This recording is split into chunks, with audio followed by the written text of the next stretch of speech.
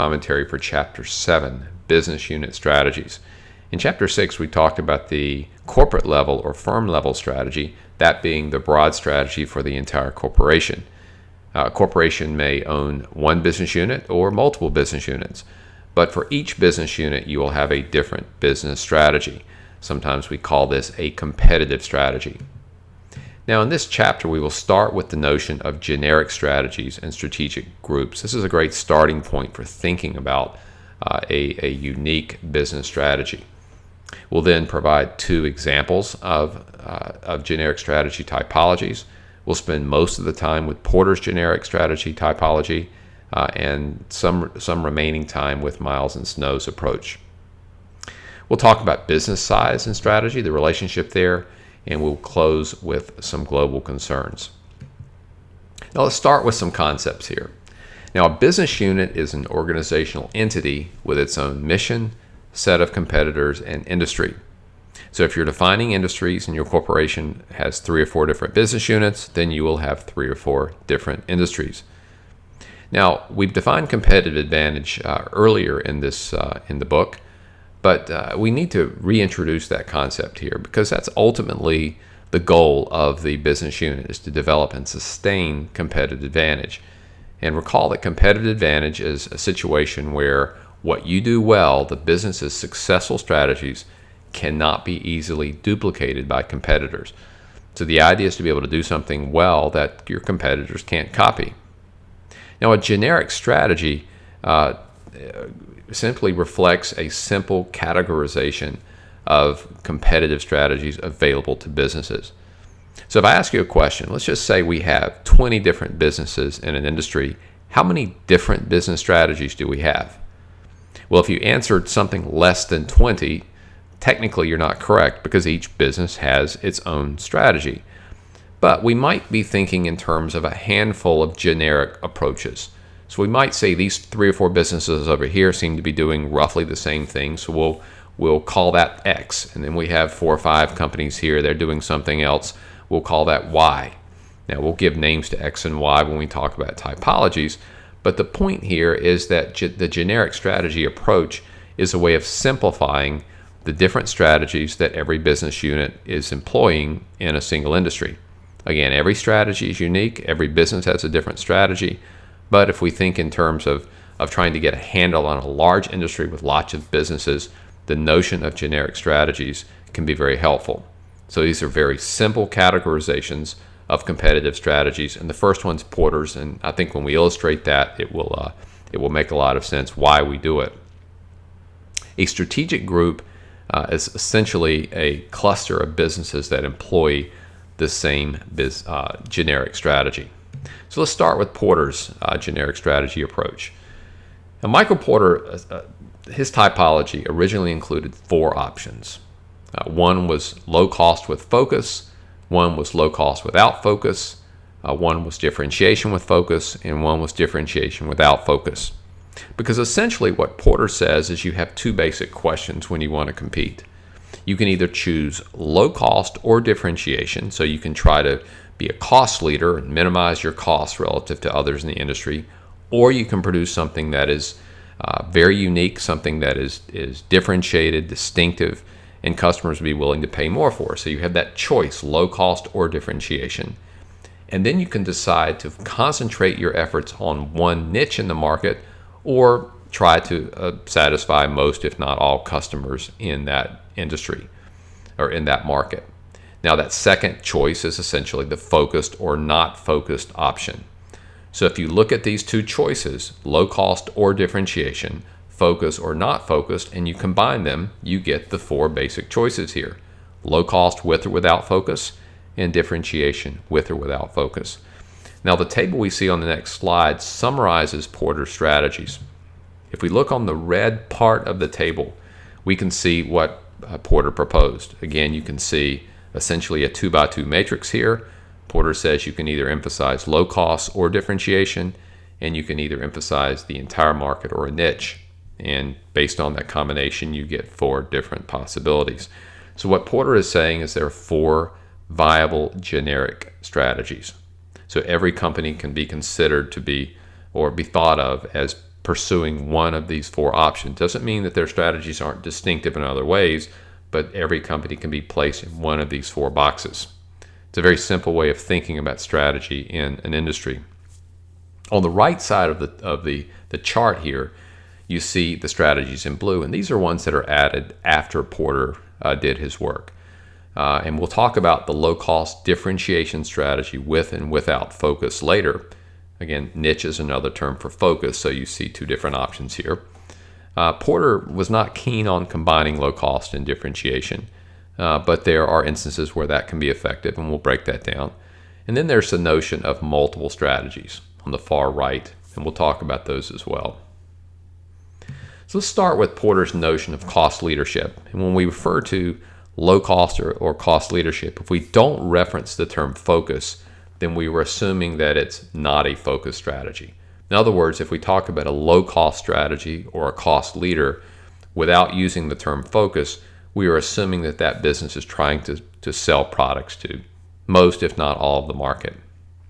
The idea here is to produce basic no-frills products or services, typically from a mass market of price-sensitive customers.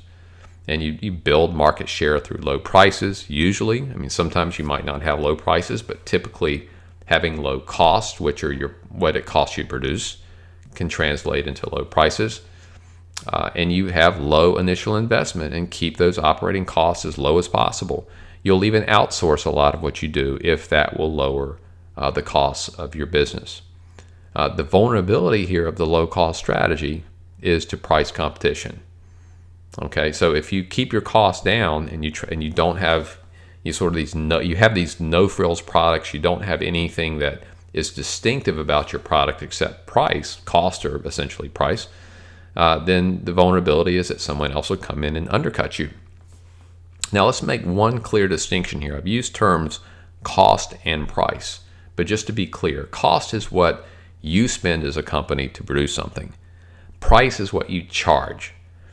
In most instances, if your costs are low, you'll probably have a low price. And the reason is if you keep your costs minimal, it's probably because you have a basic product and in order to be successful, you'll have to sell it at a relatively low price. But these are two different concepts. You could have a higher price even with a lower cost. It's possible, and occasionally you'll see that. So we use the word cost and price in different contexts here. Now you could see a version of the low-cost strategy if you concentrate just on one particular line of business. And this would be what we call a focused low-cost strategy.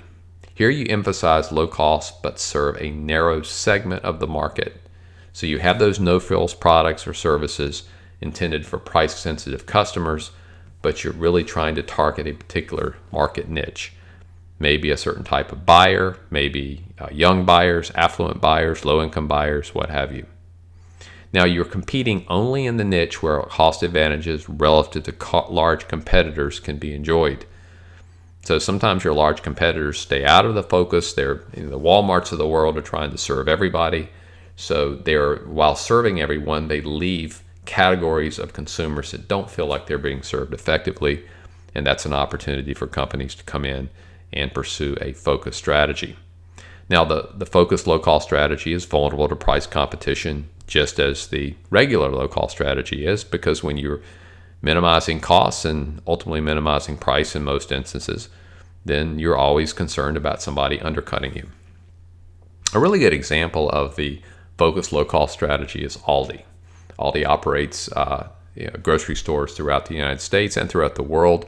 And Aldi does everything it can to keep costs really low.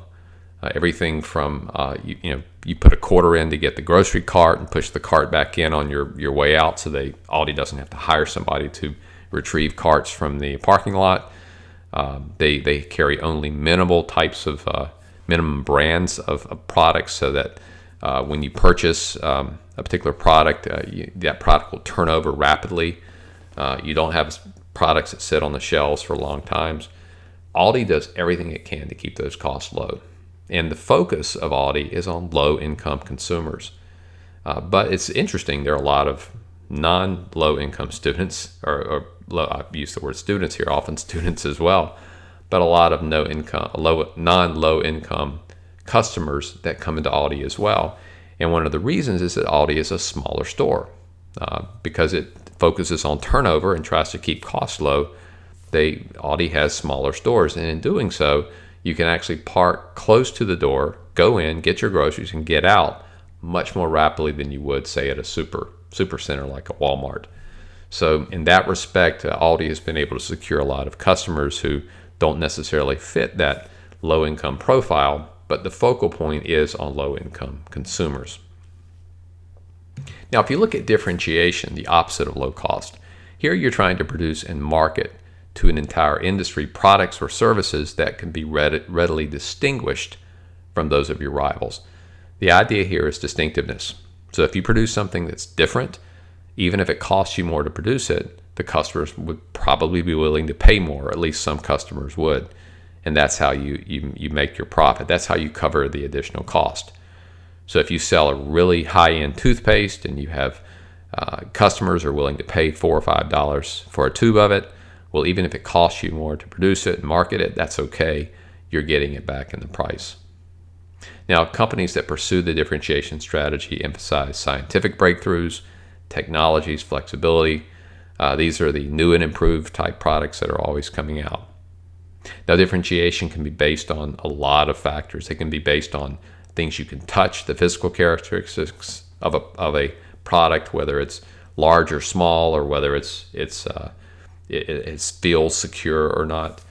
But it can also be based on subjective factors. Quality, to some extent, is objective. To some extent, it's subjective. Marketing, maybe a product's just positioned a certain way, makes you feel a certain way when you consume it, or even service after the sale. So you can distinguish a product from your rivals in lots of different ways. Lots of examples of differentiation strategies. Some very common ones would be specialty clothing stores. Just walk through a shopping mall and you'll see lots of differentiation strategies going on. Different kinds of retailers with different types of products, trying to distinguish them from other shops in the mall.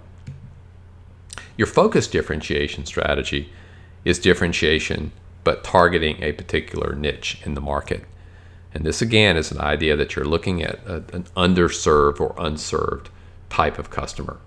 A good example of this, if we extend our shopping mall example with clothing stores, would be the big and tall stores. Okay, what these stores do is they sell clothing items in certain sizes to customers that can't always find what they want at traditional department stores or at other stores. So they're really focusing their efforts on that one niche.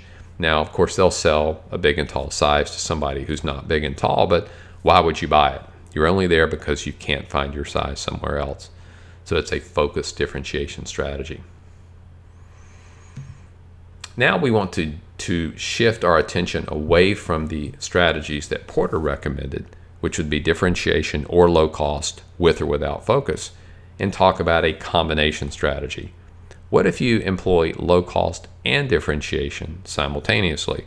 And of course, you can do this with or without focus. So we'll start with by considering the combination strategy without focus. Now, there's what we call the combination strategy debate. This goes back several decades. Porter suggested that low cost and differentiation are not compatible in the long run.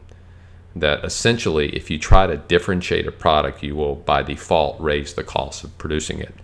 So you can't really keep costs down and differentiate at the same time. There are a lot of others who have challenged this whole notion and have argued that the combination strategy is really effective and in many instances can actually lead to higher performance. If you look at the evidence, you will see examples of companies attempting to combine low cost and differentiation that fail. In fact, Porter refers to this as being stuck in the middle. You'll also find some examples of companies that combine low cost and differentiation and do well, and some do exceptionally well. So it just really depends on some other factors. So let's talk about a few ways to combine the low cost and differentiation strategies. The first would be the commitment to quality. And this is where you're not only improving the outputs, but you're also reducing costs involved in scrap, warranty, and service after the sale. I'll give a very simple example. This maybe is overly simplified, but I think it illustrates the point. let's just say you're producing a car and you've figured out a way to spend $20 per car additionally in production, but that would improve the quality of one of the components and reduce the warranty service for that likelihood of warranty service after the car is purchased and driven off the lot. Now, if you want to work through some numbers here, let's assume that half the customers who buy the car would ultimately have a problem with this part, and they would have to take it back to a dealer and get the part fixed, and the cost would be $100. So if half the customers incur a cost, or essentially it's a cost that's incurred by the dealer and passed on to the manufacturer of $100, then you would roughly say that each car is contributing to about $50 of warranty service for that part. If you can spend $20 to improve the production, improve the quality of that part in production, and save the $50 on the service after the sale, you've not only improved the quality, but you've actually you've lowered the total cost, not the production cost, but the total cost, because when you consider warranty service, that's part of the cost of the business. This would be an example of something you can do that would actually improve both the cost position and the quality being a distinction of the product. Now you might be thinking, that's unrealistic, you can't do both. No, this happens all the time. This is the kind of discussion that occurs at car manufacturers all the time. How can we tweak the quality of our products in ways that, if nothing else, saves us in terms of warranty service after the sale? Another way of combining low cost and differentiation is to differentiate on the basis of low cost. Okay, and this is where you have a business that is known for its low cost, so that you essentially advertise publicly, we're the cheapest, we're the lowest price. And that's a way of sort of driving home in customers' minds that this is something different that they can have. You can also pursue what we call process innovations, and this is where you improve the efficiency of how you build a product. Okay, and for the most part, when you try to improve the process of production, you typically think of that as lowering costs. But sometimes in lowering the cost, you can actually improve the quality of the product as well. By eliminating certain parts of the production process, you can put a product out of the other end that is a better quality, cleaner product. What about product innovations? Well, product innovations is where you focus on building better products. And again, this is often assumed to be on the differentiation side, but sometimes it can lower costs. One of the classic examples of this is historical, but this is adding filters to cigarettes. Years ago, way back decades ago, when cigarettes were first marketed, the entire cigarette from one end to the other was tobacco. There was no filter. When filters were added to the cigarette, essentially it allowed the manufacturers to start marketing their products as filtered cigarettes. But in doing so, the filter cost less to produce than did the tobacco or to include in the product. So you are producing a lower cost product because part of it was filter and not tobacco. But you could then claim it was a differentiated product because it was filtered. So this type of innovation actually cut the cost and increased the distinctiveness. The value innovation is the fifth way to combine low cost and differentiation. And this is where you modify the products and services and activities in a way to maximize the value delivered to customers. So you might not have the most distinctive product or the lowest cost, but you're able to do pretty well on both sides. A good example of this is what automobile manufacturers do, certainly all around the world. If you think about the U.S. as an example, it goes back several decades in terms of packaging the different features on a vehicle. Now, years ago, back in the 70s and even early 80s, if you would buy a vehicle, you could identify the specific options you wanted, sometimes a long list of 50 or 60. You say, I want this option here, I don't want that one, and you pay for the ones you want. Could even special order the vehicle from the manufacturer. Well, what happened is companies like Toyota discovered that the costs associated with having to provide different cars with all these different combinations of features were too high. It was actually better for them going forward if they would just package the features in different categories. So you might have a basic car, and then you might have a mid-level car and a high-level car. And with each car you get, you might choose one or two packages, maybe the leather interior type package, maybe the sort of the larger engine type package. But you have different categories of features. So if you buy that category, you're essentially getting 6 or 8 things added, not just one. You don't get to pick and choose each one. You get the entire package. Now, to some extent, you might say that lowers or reduces the choice that consumers have. You have to take the entire package, all or none. But it really reduces the cost, because from a manufacturing perspective, you don't have to produce 1,000 different kinds of the same car. You just produce a dozen different kinds in terms of different packages that you put on it in different levels. So by reducing the cost, you're actually able to offer the features in the packages at a lower price. So at the end of the day, the consumer is actually getting big clusters of features in the cars. Maybe some of them they wouldn't even want, but they're certainly well-equipped vehicles at a lower price because the cost of doing so is a lot less. And we refer to this as value innovation. So the point here, thinking about the 5 ways we can combine low cost and differentiation, is that it's possible to do. It doesn't mean it's easy to do or can happen in every company, but it is possible to combine low cost and differentiation in a way that can be successful for a company. Sometimes you can have your cake and eat it too, or at least part of your cake and eat part of it. Okay, if you combine the low cost differentiation strategy, you can also combine that with focus, which means you're, again, not just engaging in a combination strategy, you're targeting customers in one niche of the market. Now, the last category of strategy is what we call multiple strategies. This is not the same thing as the combination strategy. A multiple strategy situation is where a business is employing several different strategies or more than one strategy at the same time. They're not combining them, but they're actually doing them sort of in a separate fashion. Kind of a way to think of this is if you order food at a restaurant, they might give you a plate with 4 different items, and those items are separated. Now, if they mix it all together in a stew or a soup, we might call that a combination of some type. This is a multiple strategy option. This is like ordering the food and having the plate with 4 different items on the plate. This is what we're talking about. So it is different from the combination. A good example of the multiple strategy option is airlines. Because if you try to fly a major airline in the US, that would be United or Delta or American, you can choose, say, coach seating or first class. Now, every plane gives you, or most every plane gives you that option. If not first class, some type of business class, or a situation where you get a wider seat, maybe some dinner served to you as well. Now, these are provided on the same plane, and they have a curtain that they pull across between the front of the plane, which is your business class or first class, and then everyone else in coach. Now, it's not as if everybody pays the same price for the same service. Everyone in coach is paying a lower price for a lower level of service. Everyone in the front of the plane is paying a higher price for a higher level of services. And these are marketed differently because if you fly first class or business class, often you have access to special agents, toll-free numbers you can call, what have you. You can get immediate service if any issues resolved if you have them.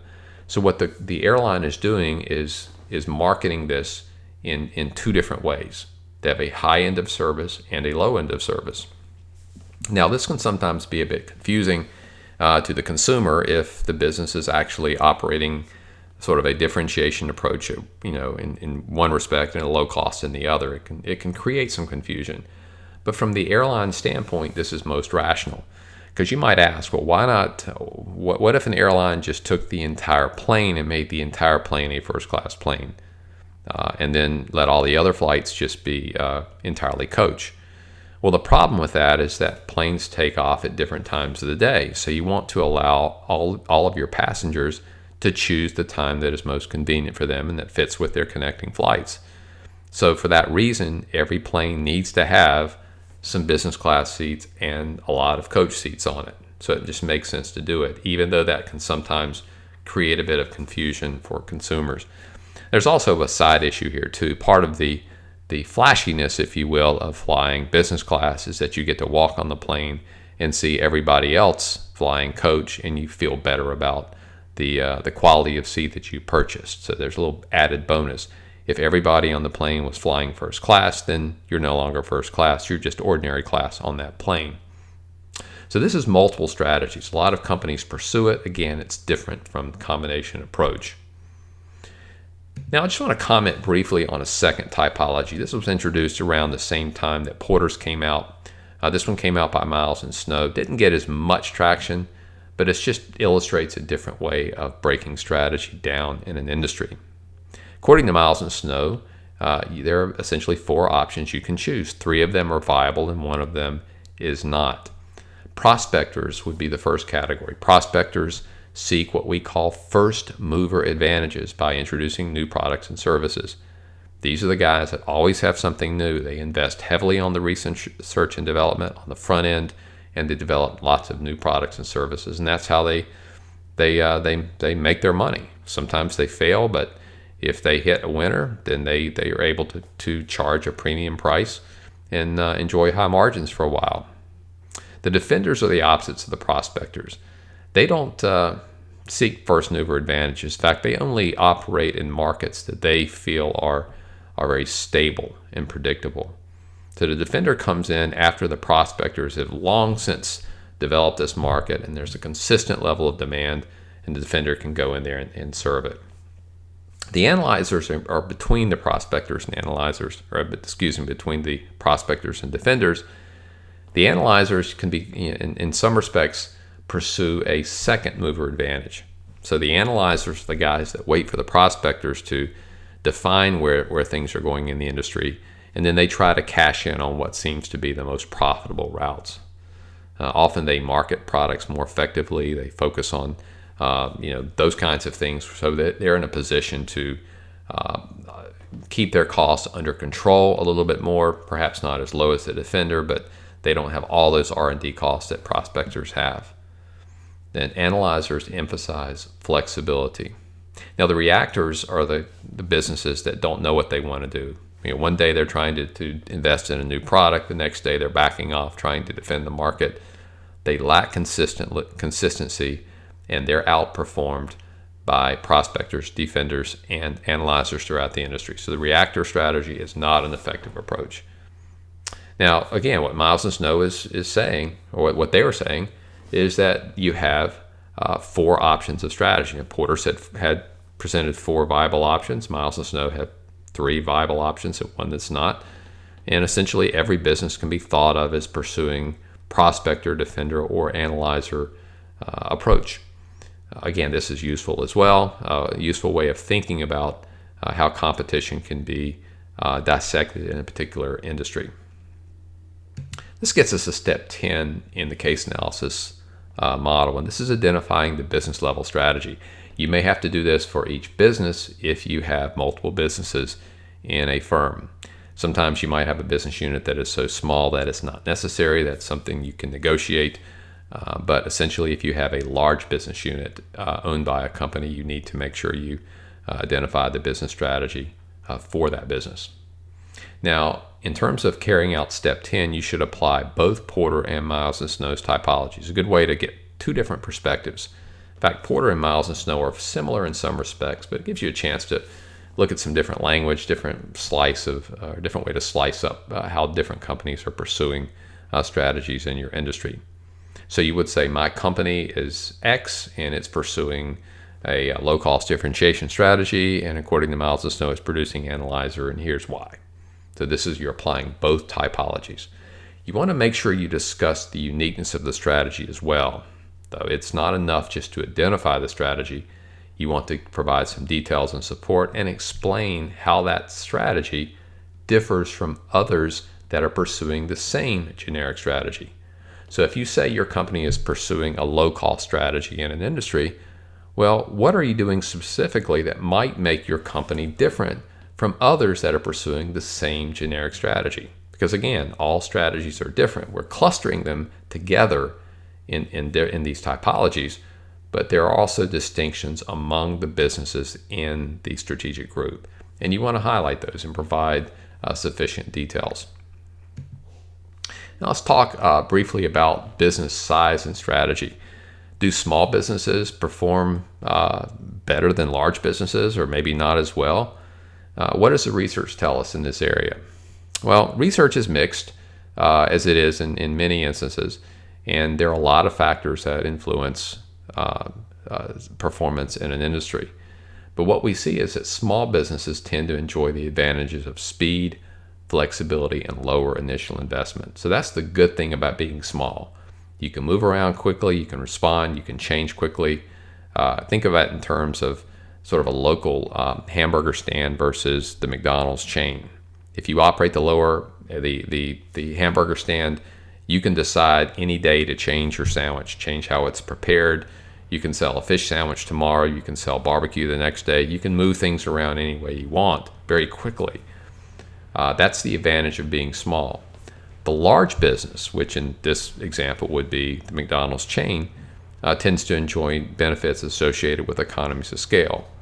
They produce millions of burgers each day, so they get their costs down, and that's something you just can't match as a small competitor. So there are advantages and disadvantages on each side. The mid-sized businesses sometimes struggle in terms of performance because they lack neither.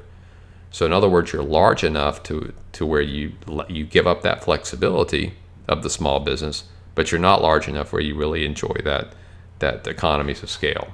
So sometimes the mid-sized businesses can struggle. Again, these are just general tendencies that we see from research, but there's not a firm conclusion. It's not as if every mid-sized business is going to perform poorly.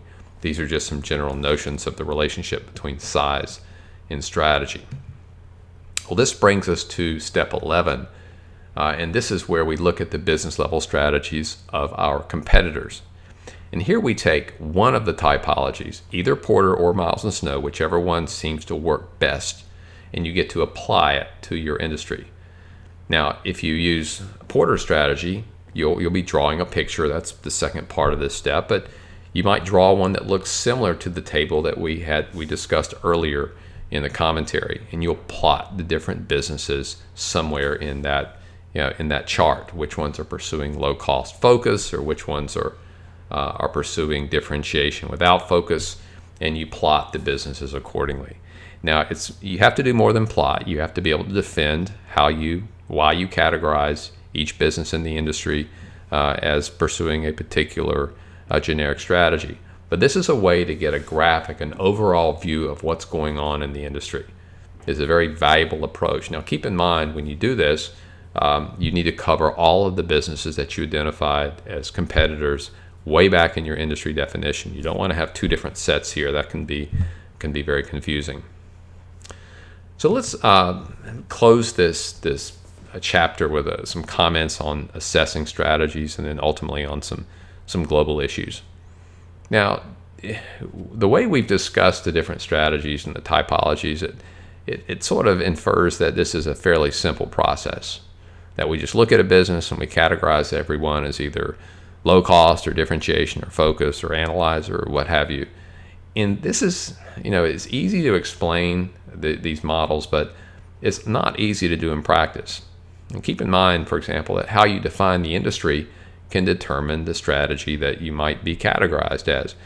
Now, a good example of that, we follow McDonald's throughout a lot of these commentaries, but think about McDonald's. If McDonald's is in the restaurant industry, we would probably think of it as low cost, because relative to most restaurants, McDonald's keeps its costs low and even translates those into lower prices. But if you think about McDonald's as a fast food business, then relative to other fast food providers, McDonald's is probably somewhere in the middle, more of a low-cost, differentiated type business. So the industry definition can change how you categorize strategies of different companies. So the point here being is that assessing the strategies can be difficult. You need to start with a good understanding of the industries and of the strategies, but you really need to study your competitors well and spend a lot of time working through this. It's easier said than done sometimes. Now, finally, a comment on global competition. There's some common advice here, and that is to think globally, but act locally. And the idea here is when you approach global markets, you think about sort of the connections in your business throughout different parts of the world and how to leverage those connections and and so forth. But when it comes time to executing your strategy, you should make sure that the strategy you have in one market is tailored to the needs of those customers in that market. That's the logic here. And it does make sense to some extent, because you do want to consider the local needs. You want to localize what you do as a business, but you don't want to take this too far. A good example would be if, let's say, you have a fast food restaurant and you expand into China. Well, if you want to completely localize, and that means you might want to sell Chinese food. Well, a US-based company or a German-based company selling Chinese food in China is likely not to be successful, because that's not what you do well. People buy your products because they like the American or the German food, not the Chinese food. If they like Chinese food, if that's what they want to eat, they're more likely to buy it from a Chinese restaurant. So over-localizing can actually cause you to move out of your area of distinctiveness into an area where you're not that strong, and then that can lead you to failure. There's another point to make here as well, that some companies have taken a very global approach and others have taken a localized approach, and they've been successful in both rights. McDonald's has pretty much pursued a global approach. Now, McDonald's does have some different offerings in different markets, and the McDonald's in Beijing looks a little bit different from the McDonald's in Washington, D.C., but ultimately there are a lot of similarities, a lot of similar products. They're put together in a very similar fashion. The French fries and the shakes in one country taste remarkably similar to those in other countries. So that same approach tends to be consistent, more or less, as they move into different markets. Again, there are some differences, but relatively speaking, there are a lot more commonalities. You compare that to a company like KFC. KFC looks similar in another country when you look at the signage, but once you walk in, you can sometimes see totally different products at a KFC in Asia or Europe than you would see in the host country of the United States. So KFC is taken more of a localized approach. So if you think about global on the one end of continuum and localized on the other, KFC is more toward the localized end of that continuum. But both companies have been very successful. So the point here is that thinking globally and acting locally is good advice, but it's not the only way to think about doing business. Sometimes pursuing a global approach can be effective. It really depends on the situation of your company. With that, we will close the audio commentary for this chapter.